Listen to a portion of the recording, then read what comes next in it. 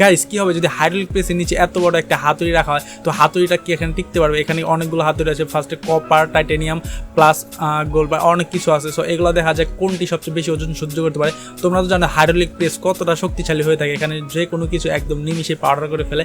So এরপরে দেখা যাক সর্বপ্রথম আছে এখানে কপারের হাইড্রোলিক প্রেস। তো এটা দেখা যাক যে কতক্ষণ রাখতে পারে। ভাই কপারের হাতুড়িটা বেশিক্ষণ টিকতে পারে না, একদম পুরো বাঁকা হয়ে গেছে, একদম এর ভিতরে কিছু নাই এরকম লাগতেছে, মানে অসহায় লাগতেছে। বা এখানে হচ্ছে 500 টন সহ্য করতে পারছে।